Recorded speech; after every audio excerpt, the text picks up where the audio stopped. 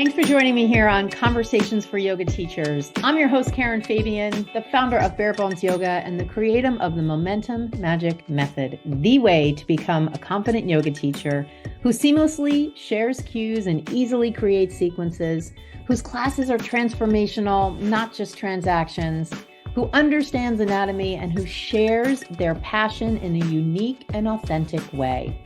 Here on the podcast, you'll hear anatomy lessons, stories from teachers, interviews with others in the field, and a dose of personal growth because having a strong, healthy mindset is such an important piece of being a confident teacher. In addition to the podcast, follow me on Instagram and TikTok for daily videos on teaching topics, and I've got 2 more ways you can build your confidence and skill. Join me weekly for my mini masterclass and teaching clinic, a 30-minute teacher-only themed yoga class, followed by a teaching lesson. Just DM me the words masterclass invite.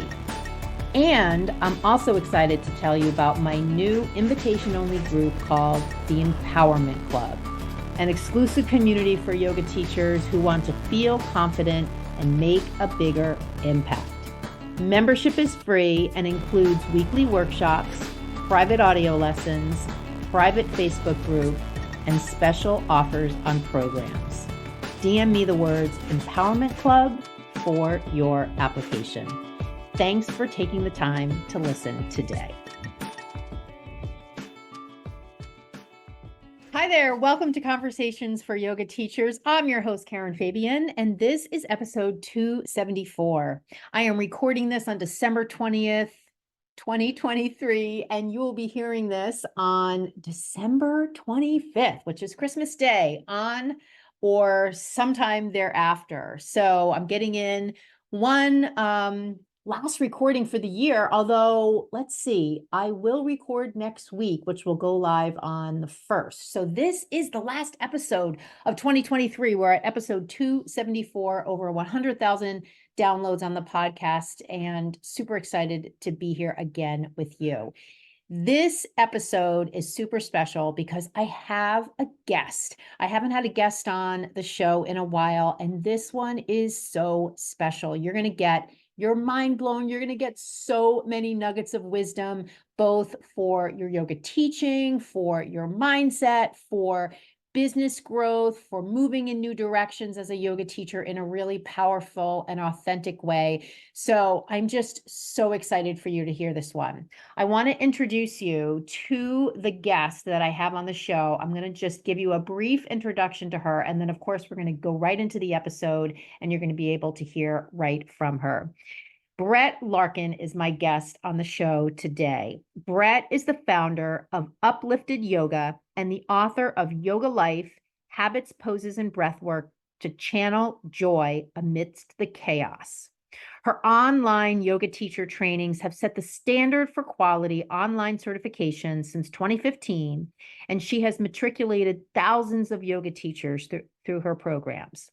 Her award-winning YouTube channel with over 500,000 subscribers and her Uplifted Yoga podcast empower you to actively design your life using yoga's ancient wisdom.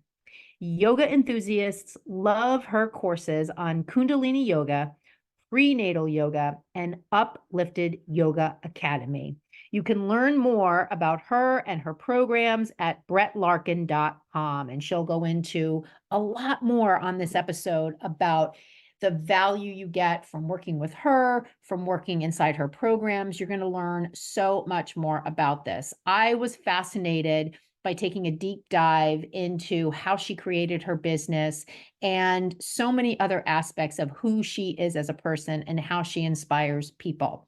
So I'm not going to go on much longer. I do just want to remind you of one thing which you heard about in the intro, which is this new free membership group I've created called the Empowerment Club. And I just want to quickly tell you the best way to get your application to join this free membership is to send me a DM on Instagram, Empowerment Club. This is an exclusive group for yoga teachers designed to help you feel more confident and empowered with exclusive content, videos, audio trainings, weekly master classes, and so much more. So don't forget, send me that DM. Let's get you in the Empowerment Club and feeling more confident and empowered. So with that, we're going to hop over to my conversation with Brett Larkin. Here we go. So Brett, I'm so glad that you've joined me here today. I'm super excited to kick this off with maybe just a little bit about who you are and what you're doing right now. And then I'd love to dive into a little bit about how you help yoga teachers build their businesses and really stand out in their communities. Well, Karen, thank you so much for having me. First of all, I'm really excited to be here. I always like to kick off sharing that I am someone who never thought I could make a full-time living teaching yoga. I had very self-limiting beliefs. I thought committing to life as a yoga teacher meant I would be poor. And this really blocked me for years. I mean, looking back, it's sad because I feel like I wasted almost many, many years when I could have been building my business and working on my personal brand, and things would have been much easier back then. And so I had all the blocks. I had the scarcity blocks, the money blocks. And after I did yoga teacher training, I didn't feel confident enough to teach. I was sort of in denial when I went through the yoga teacher training process. I was like, oh, I'm just doing that for me, it's for my own. And, meanwhile, there's this like pulsation inside me that's yearning, to be in the front of the class and teach. But it took me a long time to listen to that inner voice. And ultimately, I was too afraid to go pitch myself to teach at a studio, and I had a full-time job. So, one small action I took is I filmed a little video of myself one weekend. I borrowed the camcorder from my job at the time, and I filmed a little video on my friend's rooftop. And I know this might sound weird to people listening because they'd be like, isn't filming a video scarier than going to a studio? But for me, it felt less scary because I studied filmmaking at NYU. I had been a dancer my whole life. I was used to filming myself for dance auditions. And I wasn't expecting anyone to ever watch the video. I was like, let me just practice teaching. And I had designed a sequence that I really wanted to remember. So it was really just for me to remember this sequence and talk out loud. I don't really remember putting the video on YouTube or how it got on YouTube. I think I was just like, oh, this is a free platform, so I'll just put it up here. And so, of course, I was really shocked when people started watching it. And I was like, oh my gosh, people are doing this sequence with me. And this was back in 2012. So I thought I was late to YouTube in 2012, but it turns out I was still very early. And that kicked off what is now my YouTube channel. It now has 500,000 subscribers. It has been an incredible journey, from there till now. I slowly grew the channel. I started figuring out, oh, I should ask people to subscribe at the beginning of the video. Oh, I should upload consistently. Oh, I should ask people what topics they want and maybe even do research about what topics are trending. So I'll pause there because the YouTube channel wasn't a business, just to be clear. Like this was just a way that I was comfortable expressing and kind of started to grow an audience. And of course, once I hit 10,000 subscribers on YouTube, I felt confident enough to go to studios locally. And then I was teaching at all the places in person as well. But I was still working a corporate job at the same time. Got it. That's interesting that you say that because I think for a lot of yoga teachers, they have that parallel path going. They're working a full-time job and maybe they're doing a little on the side, and maybe it is in the virtual world, or I think for a lot of the teachers that I talk to, it is in person. But they really want to do something more, and they have that thought of making the shift, like what would be possible or how could I do it? So tell me a little more about how you then kind of moved forward to leveraging maybe that YouTube channel into something that was bigger. Yes. So I had that dream. I kept thinking, oh, if I could just make money doing these YouTube videos, that would be so amazing. And I was making a tiny bit of money from AdSense on YouTube. But just to be clear, you would need a very, very large channel to really have that be a full-time Yeah. income. Mhm. So I had the desire. I wasn't sure. I didn't think it would ever be possible, but I was thinking about it. And something really lucky and pivotal happened. I got invited to this YouTube creator day At the time, I was living in San Francisco, so YouTube headquarters was very close by in San Bruno. So I was able to just drive. And this was an event that YouTube put on for creators who had big YouTube channels. So I went and I was so excited. I thought, here am I with I think I had 30,000 subscribers at the time. Turns out I was one of the smallest channels that got invited to this event. I don't even know how I made it on the invite list, to be honest. Everyone at this event had 100,000 subscribers, 80, 300,000, 200,000. But what was interesting is that there were hundreds of these people in all sorts of different niches, from woodworking to makeup. I mean, obviously there was gaming, but there was everything you could imagine. I mean, cooking, breastfeeding, like all these different niches. And a lot of these people were making a full-time living off of YouTube. It was at this event that I had the conversation that essentially changed my life. I was talking to Jared Polin, who now I'm sure he has over 1 million subscribers. At the time, he had 300,000, I believe. And his YouTube channel was focused on how to teach people how to use DSLR cameras. So he was very much like a tutorial, kind of like gear instructional for photographers or videographers who were trying to take better pictures and film better content. And he and I ended up chatting at this event, and he pulls out of his backpack this DVD. I love how I'm dating myself because this is like how long ago this was, because we were still buying DVDs back then. I actually in made 2012 or whatever it was, Yeah, 2013. I made a DVD that I sold, so I can think Me back. too. They're Yeah. still on Amazon if anyone wants to find them. So he shows me this DVD, and it was like a really beautiful, like double cased DVD. And I could tell he spent a lot of money on it. It looked really professional. And the DVD was called, How to Use a DSLR Camera. And he said, you really need to sell something off of your YouTube channel. Your YouTube channel is just the top of the funnel or the tip of the iceberg. You need to monetize your audience, monetize your community. And I said, wow, this DVD looks really cool. Why would someone buy this though? Because they can just get all your tips on your YouTube channel. And he said, no, no, no. He said, there's always people who are going to want to go deeper with you and want a more professionally packaged version of what you're offering. I was skeptical, but I said, okay. Then I said, how much did this DVD cost to make? Because I could see how high the quality was. And he told me, I can't remember exactly, but I think it was around $10,000 or $12,000 to produce this DVD. And to me, that felt like so much money at the time. I just kind of gasped. I was like, wow, that's so much. Did you feel scared to invest that much filming this thing? And he just looked at me like I was crazy. He said, not really. He said, this DVD's made me over $1 million. That moment changed my life forever, because when he told me that he had made $1 million selling essentially the same thing that he was doing on YouTube, but to an enthusiast kind of community, I remember driving home from that event and just thinking, like, this is possible. I know it's possible for me to figure out how to monetize this channel. I need to create a product that is, surrounds the channel. And I just became determined in that moment. I think meeting all these other YouTubers and seeing that they were doing it was so powerful, because I think sometimes, we're all so isolated. And that's why it's so important to have communities like yours, like mine, where yoga teachers can come together and like see what's really possible. But seeing all those people's success, I was like, I know this is possible. Like there were so many people there, and I was like, there's no way all these people are smarter than me, right? Like I can figure this out. And then the next 2 years was just like me being a dog with a bone, being like, I'm going to figure this out. I'm going to sell something. And I tried so many things that failed.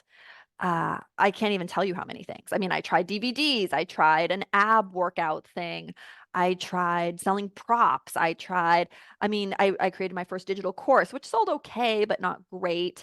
But I was just like, I'm gonna, you know, die trying essentially, because I so wanted to make a living doing what I loved.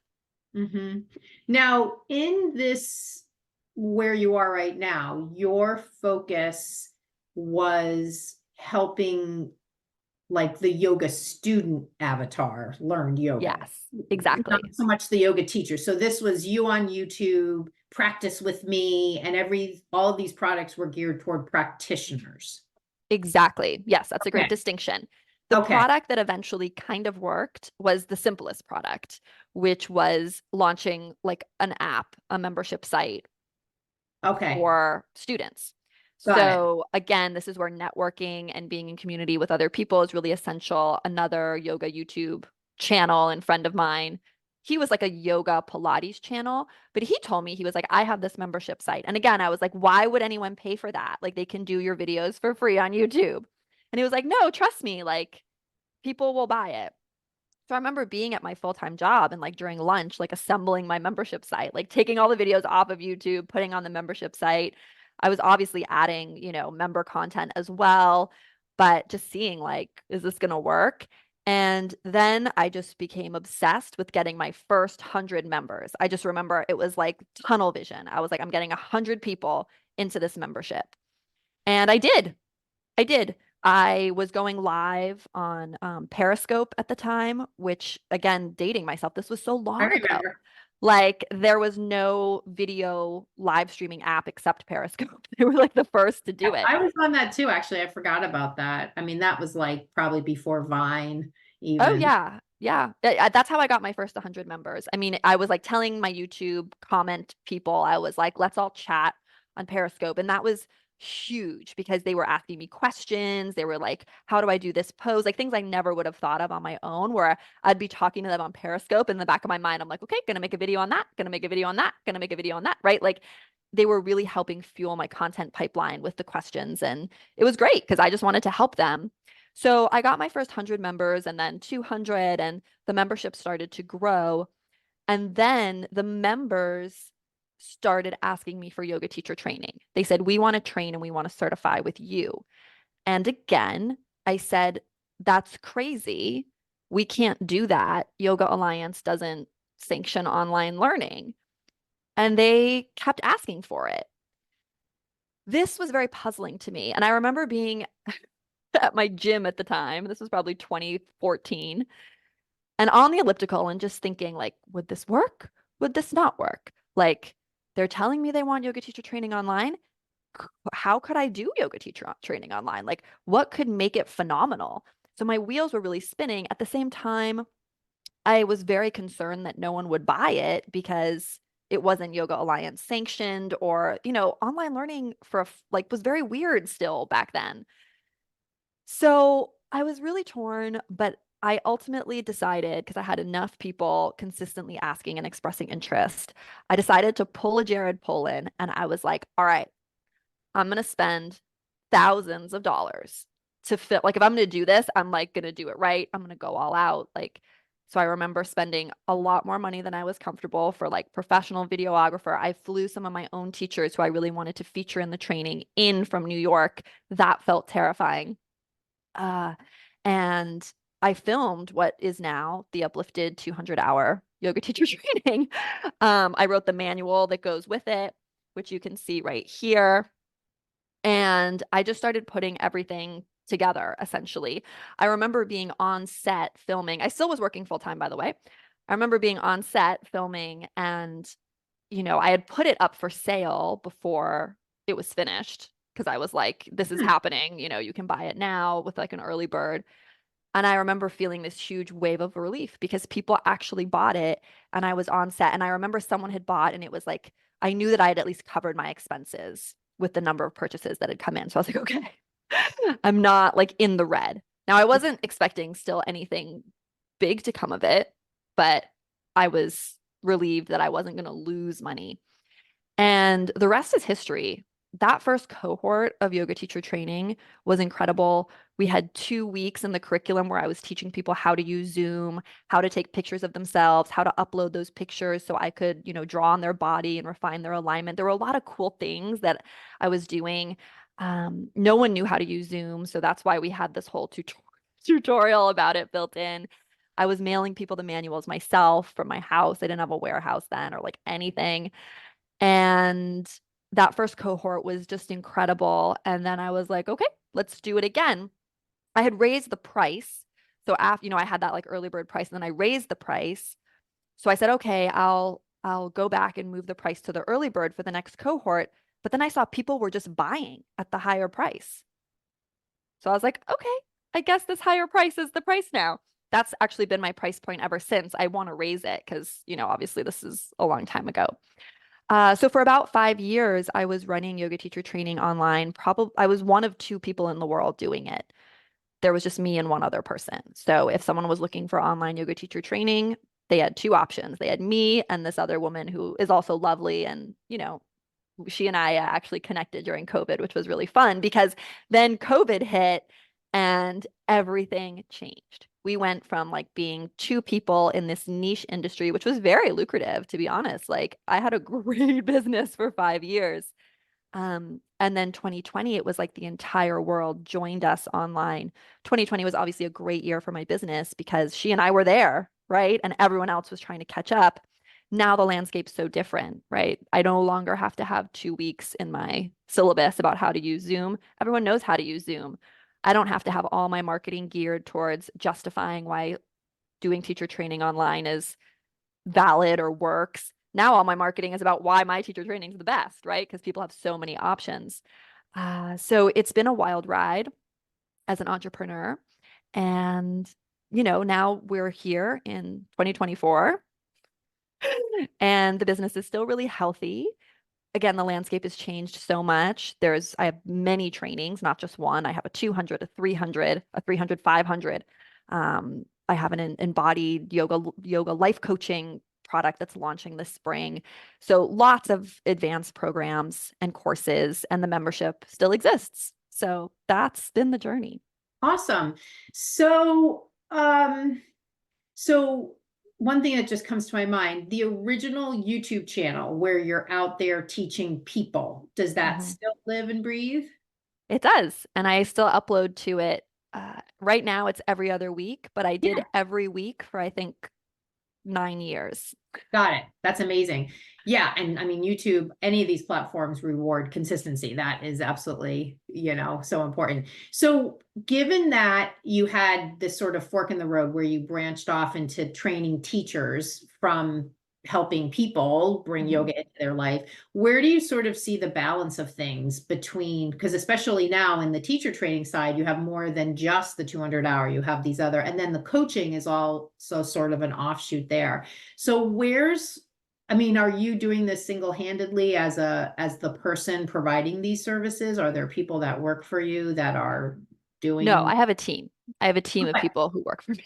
And are Yes. they doing actual hands-on training? Yeah, so my core team helps me run the business. So, I mean, it's not huge, but I probably have 5 or 6 full-time people and then um, 4 freelancers who work very heavily with us. And then we have our trainers. So right now, if you purchase our 200-hour training, for example, it's taught by me, Jen, and Katrina. Okay, So got it. Jen is sort of the consistent presence throughout. Katrina Yep, has a lot of incredible trauma-informed specialties, and yep. I'm in there teaching about 6 of the, I would say, 20 live calls or something. So you're seeing me, but I mean, obviously cohort 1, 2, 3. I mean, cohort 1, like I was teaching every live call Oh, sure. initially, Yeah. but then as I had people come up through my programs who I really trusted and have worked with for years, everyone who is a trainer for me, I've known literally for 10 years. So it's a very close-knit community. And then 300, they're getting more time with me because I'm doing business coaching and things with them. And then the highest level program, the life coaching program, I'm very, very heavily involved in because it's its first cohort. So I'm in there every single week. The Kundalini training, I'm in there. Not a ton, to be honest, because I run it with an incredible fellow teacher who really leads the live portion. But the way all of our courses, I mean, I think I do 4 or 5 calls maybe. The the way our courses work is that, and I think this was innovative that I did, is that you get a mobile app because I already had the mobile app stuff figured out for my membership. So if you do teacher training with us, you get the mobile app, which means you can download all the videos to your phone, or you can put them on your smart TV, or you can listen to them in an airplane, or while you're waiting to pick up your kid from soccer or whatever. They're designed for shorter consumption. They're like a lot of the videos are under 30 minutes. And you watch all of that content before coming to the live calls. And every video corresponds to a page in your manual. So you can see, take notes, there's little homework activities, things like that. So when we come together for live calls, everyone's already watched almost 100 hours of content and been uploading photos and doing a lot of the work in the manual. Because what frustrated me about yoga teacher training, because I took a lot of trainings, was that I'd be listening to lectures in like the basement of a yoga studio for 6 hours, or then would do like a little break or take a class. But what I really tried to do with the trainings is anything that is just me giving you information or content, or my trainers giving you information, like all of that is pre-recorded. So you can watch it on your own time. Like all the anatomy is pre-recorded because people like to rewind and watch that stuff again because it's confusing. Mm. When we're live, because everyone's watched the same content, the calls are around like different chunks of the content that they've watched, but it's incredibly interactive. Like we're dialoguing, we're looking at bodies, we're doing all the stuff that makes sense to do in real time. We're Mhm. not like lecturing to you. Does that make sense? Oh, yeah, totally. I mean, it's kind of like I talk about it when I work with people in my program. There's the learning of the knowledge, and then there's the applying the knowledge. And that I think is Right. sometimes So the we call our live calls like the implementation and mastery yeah, calls, because that's like when you're implementing everything you're yes, learning and you need that feedback. And this is where you're really mastering your skills. Like watching videos isn't going to make you a yoga teacher. exactly, exactly. So, so Yeah, all the programs work that way. Like that's the model. yep. 200, 300, Kundalini, embodied yoga life coaching, they all work that way. This hybrid of home Mm. study and then coming in person. Yeah. So Zoom. I'm curious about the Kundalini piece. Does that differ? Is that like in the sort of ascension model of all the things that you offer? Is Kundalini a little bit of a niche training about that style of yoga that's not included in the other stuff like the YouTube channel and the teacher training? So I teach Kundalini is actually trending really well on YouTube right now. I think because there's less people doing it. So I'm really leaning into Kundalini on YouTube because it's working. But on the YouTube channel, I teach a variety of styles. Obviously, there's keywords and silos that I'm very focused on that I know, my audience likes and is working for the channel. And Kundalini is definitely one of them. So when someone comes in to our world, they will have to choose, do they want to do their 200-hour in the uplifted yoga method, which I think is the best foundation, or there are some people who are like, I just want to teach Kundalini yoga. That's my only interest. That's all I want to do. And then they take the 200-hour Kundalini training. Got it. Got Yeah. it. Okay. So you sort of built a niche within a niche, kind of, sort of. Yeah. Okay, perfect. So what does with, because I know, and maybe now's a good time to talk about it, your book that you just released, the book, tell us a little bit about that. Like, who's that designed for, given some of the different avatars you've spoken about, the yoga student, the yoga teacher, the Yes, continuing yes, yoga yes. teacher. So, And I would like to clarify for everyone listening, like if I were starting over, I would not do anything this way. I would probably just be like a yoga teacher training company. I mean, I think what's interesting about my journey is that I have just been in such active conversation with my audience that they just tell me what they want and I create it. So when they were like, we want a prenatal course, or I was pregnant, I was like, boom, okay, done. A lot of them were really into Kundalini because I was doing a lot of Kundalini in the membership because I went through like a 5-year period where that was my passion, right? While now like coaching is more my passion. So I'm always building. And then the ascension model is very clear, right? It's like membership, 200 teacher training, 300/500 teacher training, and then the embodied yoga life coaching is the highest mm, piece. So the book, there's a lot of personal reasons why I wrote the book, which we can go into if you want. But strategically, the book is designed to be what I call a top of funnel product. So I see it sort of similar to the YouTube channel, where I definitely could have written a book called like yoga teacher training or just designed for yoga teachers. And that would have been strategic and I think made a lot of sense for selling some of my core products. However, I was seeing the book more as solidifying what's the correct word? Solidifying my reputation or authority building, essentially. And I wanted it to be something that anyone could get benefit from.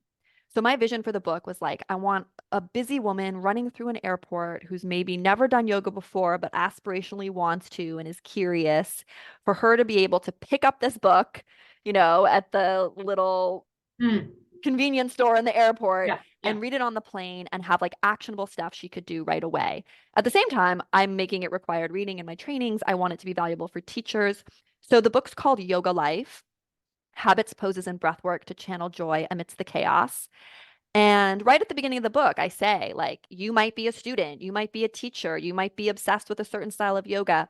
What this book is about is taking yoga off the mat and seeing your whole life as a yoga studio. That's why it's called Yoga Life.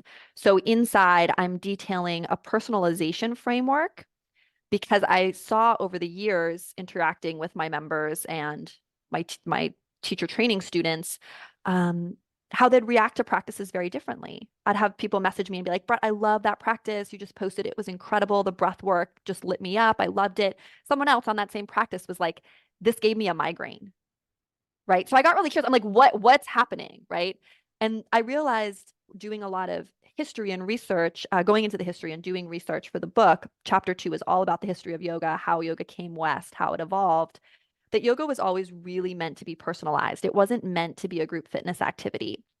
So in the book, I offer this personalization framework so anyone can develop a powerful 20-minute ritual at home.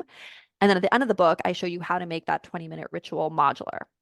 So at the beginning of the book, there's a quiz. We figure out what your Ayurvedic mind body type is, how you might want to choose different poses and breathwork techniques to match and kind of help you balance your personality, which is really, really fun because I hadn't really seen anything like that. And I know people are curious about the energetics behind the postures. So there's quizzes throughout the whole book that are kind of helping guide you towards what I call your soulmate postures. Those are the poses that usher you into your fullest, deepest breath, the fastest and the most efficiently, and incorporate essential spinal movement. And the book is very much like, if you're short on time, you need to know how to adapt your practice to nourish you. And the first step is knowing your personality and then designing your yoga practice around that to support you. So once you develop the 20-minute ritual, we break it down and we're like, okay, if you only had 5 minutes, you're just going to do this section. The thing about the ritual is it's modular. So if you woke up late and you have a big presentation you have to give, these are the techniques you might want to also sequence in for energy. This is what you'd sequence in if you're feeling sick, right? This is how you do it in 5 minutes. This is how you do it in 15. This is how you do it in 50. So it is very much geared towards, if I had to pick like a student, but it's kind of like yoga teacher training in miniature because it's like just giving everyone enough of what they need to know to start assembling their own practice. So like an apothecarian, they can like whip up a healing yoga tonic Yeah. to meet them in whatever challenging moment they're going through. And the book is very personal because I discovered this framework in the most challenging year of my life, which was when I became a new mom for the first time. That was a huge initiation. And I lost my father to cancer that same year. I was his sole care provider. He was living in my home. And so he literally died with me and my newborn son in our house. And my business, of course, was scaling that year as well. And I just remember feeling like I was drowning, like I was failing. I wasn't making it to the mat. I couldn't practice for 90 minutes anymore. I really had to adapt and get really good at hacking and optimizing what I practiced in order to feel supported. And that's the year that, and it's kind of like necessity is the mother of invention, right? Like I started experimenting with a lot of these techniques and these radical personalization frameworks that then became the basis of what I have put into this book. And the book also includes what I call yoga habits. And these are off the mat ways to practice Vedic wisdom. Because I say in the book, like some days you're just not going to make it to the mat. All your best intentions will fail. And I'm open about saying that even as a teacher and a trainer of teachers. Some days and some seasons of your life, it will just be really hard. And so here are all these habits, like little ways that you can sneak yoga in between activities, kind of mentally as you're talking to people, like all these little habits that even if you never set foot on a mat, you can still live yoga. Got it.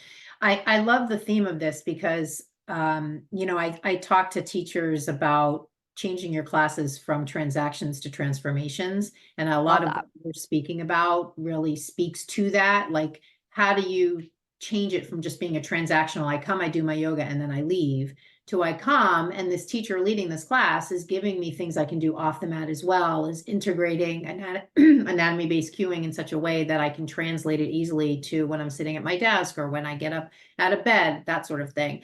So I love that that is part of the theme of your book. And I could totally see it being applicable both for the student and for the teacher,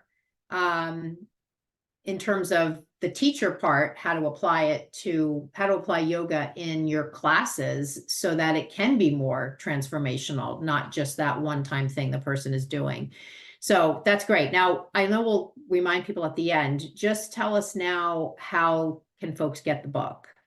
So the book is available everywhere books are sold. It's called Okay. Yoga Life. So if you just type Yoga Life, Brett Larkin, you'll find it. You can get Okay. it on Amazon, but you can also get it on bookshop.org or support those independent retailers. So it's everywhere books are sold. There's also an Perfect. audiobook version if people Oh, prefer nice. that, which I read myself. So Oh, that's lots of awesome. options. That's awesome. Okay, Yeah. great. So I'm really curious to know about the life coaching piece, especially when you talked about it. I mean, I guess I'm super curious to know, like, who's the person coming to that? Is that a yoga teacher sort of thing? Like, that's the next step for me as a teacher after I do the trainings with you. Is that an individual person who wants transformation in their life in some way? Tell us a little bit about that. Yeah, so both. So I have a consumer product and of course then I have the training product.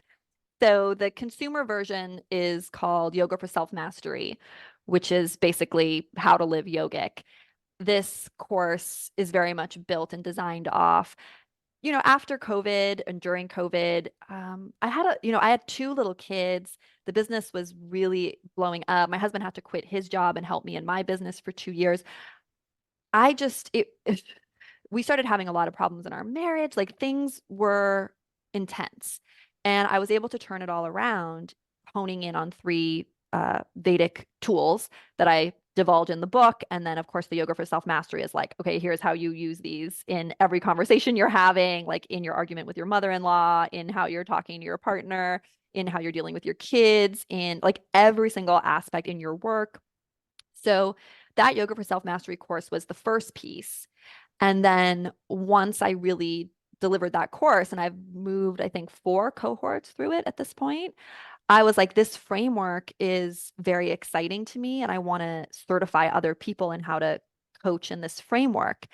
At the same time, I was feeling, and I think this is the trend that we're in now, at least for the next 100 years or so, that the rigidity of a lot of these yoga practices, the rules, the kriyas, like that we're all looking to get more embodied, we're all looking more for pleasure.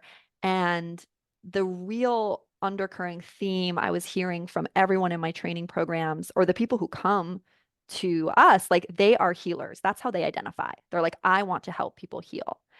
And in my 300-hour training, I have a great section about, because I also went to massage school and did work as a myofascial release therapist. Amidst all of this, I don't know how, but I just knew I really wanted to heal people with my hands. That was really important to me. So I did a lot of training in that. And so when I was doing privates, and the sense that I got from my community as well is that they really want to help people in this deeper way, but it's almost like just being a yoga teacher is limiting. And when I used to do privates, I remember I would have private clients, and I don't know if you or people listening have had this experience where like my private student would just want to talk to me for like the first, sometimes I'd be looking at the clock and be like, we're going to run out of time to do yoga because they just saw the yoga mat and being with me as this like safe space for them to kind of unburden and unwind. And I just kept thinking like it would be so cool if I could actually have a framework and coaching tools to be like a life coach, but all of the things that I'm doing and coaching on are rooted in yogic philosophy and yogic wisdom, and that I could talk to someone like that and actually really coach them and then say, hey, let's take this onto the mat based on what we were coaching on, right? So let's explore these types of movements, or let's have you do this, or the embodied yoga style that I'm teaching now in this training is very much like a bridge to intuitive movement. So it's pulling a lot of new ideas. I wrote an entire new movement manual for it because we're moving in very different ways. I call it kind of like the feminine form Kundalini that I think has gotten lost. But lots of sensual movements, lots of spiral movements, lots of self-touch, lots of all these things that we now have research to say really soothe the nervous system. So then you'd move with them, trying to kind of get them moving intuitively, and then you'd come back and coach and integrate. So that is what the embodied yoga life coaching is. It's like a dual track certification, all in one cohort. It's a 6-month program, so it's also my longest program. Most of the trainings run 4 or 5 months, and you're getting certified in this embodied yoga movement method, and you're also getting certified as a life coach. And there's 6 life coaching frameworks in the manual and in the course. All 6 are rooted in yogic philosophy, and it's a research-based manual. So I use the same research assistant for the book as I did for this manual. I've invested a ton in assembling all this information, and I'm really excited about it. So I haven't really been talking about it publicly yet. So it's really cool because you and 1 or 2 other people have asked about it Yeah. on podcasts. Yeah, I think it's a great opportunity for people, both, like you say, teachers and practitioners, to explore in this new way. And, I certainly think the science-based, I mean, just look at the Huberman Lab podcast, how popular it is. People love learning about science and applicable ways to bring science into their life. And that, I mean, is so much how he built his platform: science-based tools, free access. And so there's definitely an interest out there. So I love that research, and I'm a science nerd. So I absolutely love having the backing of looking at studies and things like that. So given all these different areas, what does a day in the life of you look like? It seems like there's so many different silos that you have under this one roof of the Brett Larkin world. Like, what Yeah. does that look like? Where do you kind of see yourself focusing from day to day? I mean, I think people would be kind of curious to see what that looks like. Are you producing content? Are you Mm. teaching teachers? Are you supervising people on your team? What's Yeah, happening? I manage a lot of people. I mean, I'm meeting with my team every week. We have a team meeting. So that's Monday, is always all the internal team meetings. Then, yeah, Monday's basically all day internal team meetings. So there's a lot of those. And that hopefully sets us up for the week. Obviously, we have a lot of project management systems, and we're running a lot of yoga challenges. Like there's just a lot going on. The Mhm. trainings are constantly turning over for like the new cohort, and that kind of thing. So Monday is very team meetings. And then I try to really keep Tuesdays and Thursdays open as like creative flow days where I Yeah. can be creating content or recording podcasts. Because I also have a podcast, like just days for filming, creation, flow. Uh, Working on, obviously there's a lot of admin work that goes into all of this. So while my team's supporting me, usually it's like always they need my eyes as a final review. Or so pretty much all the time my team is like, this is ready for you to look at. This is ready for you to look at. Like we need you to proof this. What are your bullets for this? Like the high level talking points or whatever. Mhm. So that's kind of Tuesdays and Thursdays. And then a lot of times I teach on Wednesdays, like I'm showing up in one of the programs. Mhm. Fridays, I'm often in the 300 advanced training. And then I do a lot of batch content creation, which might be interesting for your audience to hear about. So usually I'm planning for like a big film shoot or a big social media shoot by, either recording voiceovers or plotting out ideas. And then I would say every 4 or 5 months, there's like a huge video shoot that takes place, or like a huge social media shoot where we'll get like tons of content. I mean, I think the last shoot I did, which was over the summer, we got all the videos for the book because the book comes with 30 companion videos. We got a new series for the membership all about archetypal energies, which is really cool because we get to embody gods and goddesses from different wisdom traditions and feel and move as love or wisdom or anger, and it's super fun. So we got that, which will come out in the membership in February. I also got probably 20 YouTube videos, something crazy. So in like a 4 or 5 day shoot, it's like I set up a lot of content. Um, so yeah, It's That is busy. cool. That is very cool.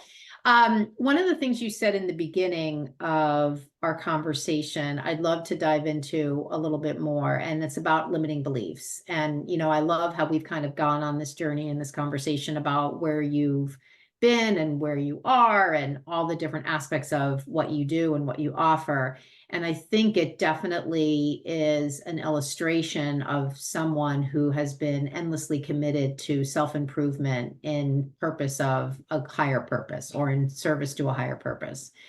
And when I think about that way of being, I think about all along the way for so many people, whether it's yoga teachers or other scenarios, there are so many limiting beliefs that come up along the way that you must have had to say, I'm slaying this dragon. I'm not listening to this negative voice. I'm moving forward. Mhm. So, tell me a little bit about, maybe, and this maybe comes up in some of the life coaching you do, what I'm trying to searching for a way to say it, like a philosophy that you have around working with people around limiting beliefs that they have that hold them back from doing what they want to do. And we could frame this in the context of yoga teachers. So let's say a yoga teacher who doesn't feel confident when they're teaching, they have a lot of negative beliefs or self-limiting beliefs around who they are, like identity-based beliefs. I'm not the kind of person who feels comfortable standing in front of a room, or maybe even in this business conversation, they are listening and they really want to step outside of sort of the standard teaching classes and they want to do something different, but they're just so fearful about what does that mean, showing myself in this way, and I'm not sure what to do. I don't have business experience. Maybe I've been working a corporate job. So whatever the details are, it's all limiting beliefs. If we all sum it up, that's what it is. Mhm. So you as a person have certainly slayed a bunch of these, and I'm sure in the context of you working with people in your life coaching program, that may be a part of it. So anything you want to share around that? I've had other folks on where we've talked a lot about manifestation, and I've had neuroscience coaches on. Like, so this is always a topic of interest to me because I find, um, just the way the mind works to be so fascinating. And there's different sort of levers we can pull to put people on the steadiest ground so they can keep moving forward. I use a lot of NLP in my work with clients in my program, as just a way to sort of reframe things and other different techniques. So anything you have on that, I would love to just hear, especially Mm, if you shared a lot of your own personal challenges and hey, one of those could have derailed you, but you must have worked some inner magic to stay on yes. track there. I mean, I could talk about this for 5 hours. So I'm going to try to think of some just juicy highlights that we can pull Yeah. on. But I think one important one to start with is to let people know that I'm afraid all the time. It's not like I don't constantly have fears. And they have that saying, right? Like new level, new devil, right? It's Yeah. like every ascension that you make, there is more fear. Like there's newer fears that unlock the more the darkness or the more the light, the more the darkness. They grow proportionally. So, you know, um, you need to get comfortable with fear and discomfort now, because I think people have that illusion that it's like, oh, when I reach X level of success, those things will go away. But I can stand here as very living proof with the testament that that's not true. I mean, I had to overcome so much to be like, who am I to offer a life coaching certification? Like, I'm a yoga teacher. I'm not a life coach. But like when I actually look at what I've been doing in my programs, especially the 300 program, which is a business course, and then I've had masterminds that I've launched, it's like I'm coaching people. I've been coaching people for like 6 or 7 years. So, but stepping into that identity felt like a huge stretch because I'm like, I'm not allowed to do this. I'm just a yoga teacher, right? So there's no end to the madness. I think one tip I give a lot of my students is to shift into a place of service. All these fears that we have, all this paranoia, it's very egocentric, right? It's like, what are they going to think of me? Like, will my mom not like this post? Like, what will my neighbors think? What if someone doesn't like it? What if I look like an idiot? Like, all of that is just the smallest part of us, like the smallest part of who you really are, like being obsessed with you. when you can shift into like, I just want to help someone and I'm willing to show up on this weirdo Periscope app just to like talk and see how I can help and what you're struggling with, like that for me, like shifting into that place of service is the ultimate reframe, right? Because then it's not about me anymore. It's not about how I look, how like whether I'm perceived a certain way or not. It's just like I'm just trying to help the person in front of me or the person who I know is struggling. And so having that person in the forefront of my mind is always really helpful. And a lot of times that person's like a version of me 2 or 3 years ago. So just shifting into that place of service is huge. And then I think the last big tip I'll give, and this is one of the core pillars of embodied yoga life coaching, the program that is launching, is putting pleasure first. Pleasure is a generative energy. We've been afraid of it. We've been shamed. That's why so much of the yoga that's in the book and that I'm teaching now, the embodied yoga, is about a practice that's extremely nourishing. It's not about pushing ourselves. It's about self-expression. And the goal of this style of yoga is to come back into what I'm calling your authentic frequency, your authentic energetic blueprint from which you are magnetic. So the way I used to operate, and I think a lot of people get stuck in this, is just by like pushing yourself really hard and then beating yourself up. And the reframe that I have been working with over the past 2, 3 years is putting my pleasure and nourishment first and foremost above everything. Even if there's difficult emails to write, even if I have to run payroll in the later in the day, even if I have to do things that are making me uncomfortable, because what happens energetically is that if you know how to light yourself up and turn yourself on, whether that's by movement or dancing or taking a walk in the woods or the way you craft your morning chai or whatever it is. I mean, most women that I meet are completely disconnected from pleasure. They don't even know what's pleasurable for them. So there's an entire like 6 or 7 video module in that Yoga for Self Mastery course right at the top where we're just focused on that. Like, let's figure out what makes you happy, right? Like, people are so disconnected from that because not just because it's good and people want to be happy, but like actually, if you can tap into that generative energy, all those difficult things that you have to do in your business become easy. They really do.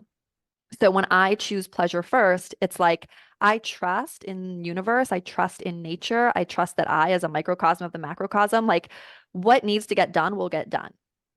If I can feel good in my body and be in my authentic frequency, like everything's going to be easier. I'm Mm, not going to probably bicker with my husband. I'm going to be more patient with the kids. The hard email I have to write is going to flow. And like, I don't put the pressure on myself that it has to happen right now. I trust mm, myself that it's safe to take care of myself and nourish myself first. And then all of those things will be easier, or I'll see them in a new way, or they might not be relevant, or like suddenly it'll feel fun to write. mm, There's something very magical, and I think this is why Kundalini yoga is so popular too right now, is like people want to feel this inner awakening, but we're not sure how to access it. But how I define the Kundalini awakening is like it's your essential you-ness coming forth. So like you with your Kundalini awaken would be like you as your most essential Karen-ness, with like your Karen-ness being like a 10 out of 10 volume turned up.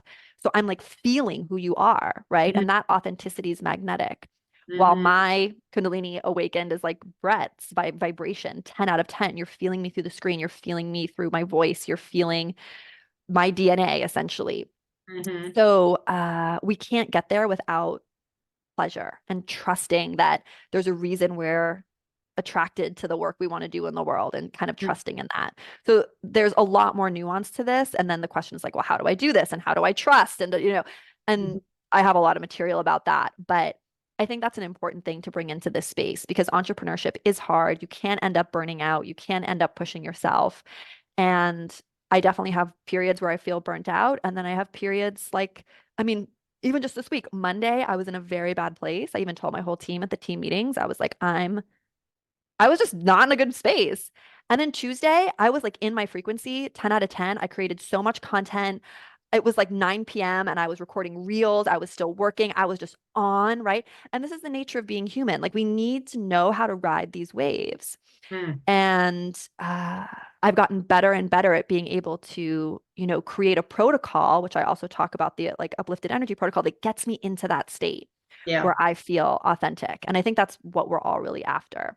So basically, the bottom line is entrepreneurship can be fun. It should feel good. It's not always going to feel good, but you can extract so much pleasure from your business and your life and what you're doing if you just focus on the right things. And pretty much the yogic philosophy and wisdom gives us all of this information. It's just very buried, and a lot of it has been, I think, dogmatized Yeah. and structured and kind of given to us in these rigid frameworks that, to be honest, like just aren't the new way forward. Right, right. Yeah, I think about the Esther Hicks concept of being in the vortex when you talk about what being in the right sort of energetic frequency. She, in Abraham Hicks, she talks about that from an energetic level, and that Mhm. framework in her world sort of reminds me of what you're talking about. And I think the important thing is for people to identify what are those activities. Like I know for myself, when the new Taylor Swift concert movie came out on TV, I mean, I watched that and for 3 hours I was jumping around the living room, screaming at the top of my lungs, singing. I absolutely love her. And it was pretty late at night, and I just felt like such a vibe when I was done. So I know that, and I knew this already, that singing Taylor Swift songs for me puts me in that high frequency. And when that happened to me the other night, I was like, I need to do more of the things that I know put me in that place. And so I love when you're talking about putting pleasure first. You know, for me, that's one thing of pleasure. I love to knit. I love to, make my tea in the morning, blah, blah, blah. And I totally agree. I think um, I hands down, most people I work with are women, and a lot of them are. I'm not a mom, but a lot of the women in my program are moms, and the amount of guilt that they often feel for putting themselves first is oftentimes what prevents them from moving forward. As well as I have a number of teachers, like elementary school teachers, and they also struggle with some of what you're talking about, just kind of putting themselves first. As a way to be in a higher frequency so that everything you're doing, it's kind of like putting the oxygen mask on in the plane Mhm. and helping yourself before you can help your child. But sometimes if there's guilt in the way, it's like, oh, I put myself second because I need to help this other person. It's like, well, what if you put yourself first, then helping that other person is a totally different experience for you and for them. So 100%. totally love that. All right, so let's do this. As we sort of wrap this up, I would love to know, and I'm sort of unsure to ask because it's been like so many things I've learned about you. What is next year going to look like for you? Mm.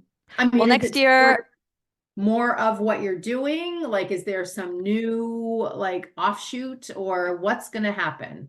no, no. And body yoga life coaching is the only thing that's happening. That's the only new thing that's happening. Obviously, there's new content coming out all the time and new content in the membership, but that's the new training program. Long term on the horizon, we're looking at a 300-hour Kundalini program because I think there are people who are interested in that.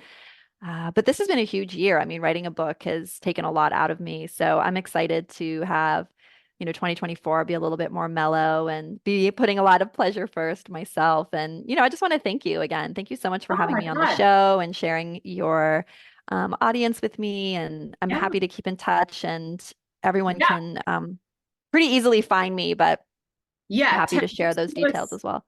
give us a Yeah, little just my website is a great place for anyone. BrettLarkin.com, BrettLarkin.com. You can see all the training programs there. You can check out my YouTube channel. Since we offer so many programs now, people are often confused about what might be the best fit for them. So you can book a totally free clarity call with my team if you want. And it's not even a team, it's one person on my team who's absolutely incredible. You should all just want to talk to her. She's a master level coach, and she's also one of my mentors. So if you're feeling called to do another training or course, definitely check us out and get the book, share it with your students and Yeah. your non-yogi family members and friends, because it really can be for a total beginner.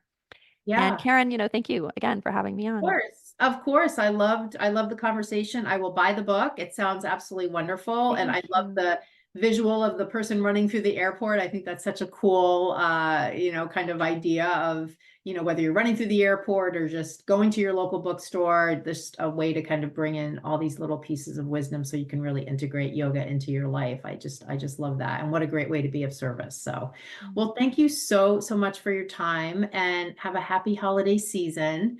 And I will definitely stay in touch. I'll see you out there on the Instagrams and the YouTubes and, All the and places. yeah, Yeah. all All right. right. Thanks Thank so you. much. Have a great holiday season. You too. Bye. Bye. Thanks for listening today. I hope you enjoyed the episode. And as a special thanks, DM me the words podcast offer, and I'll share with you a special opportunity for yoga teachers who are ready to be confident and skilled and drop all that prep time, drop practicing with class, drop using the same cues over and over, and drop worrying what other people think. If this is you and you're ready to step into your most powerful, authentic way of teaching, DM me the words podcast offer on my Instagram, Bare Bones Yoga.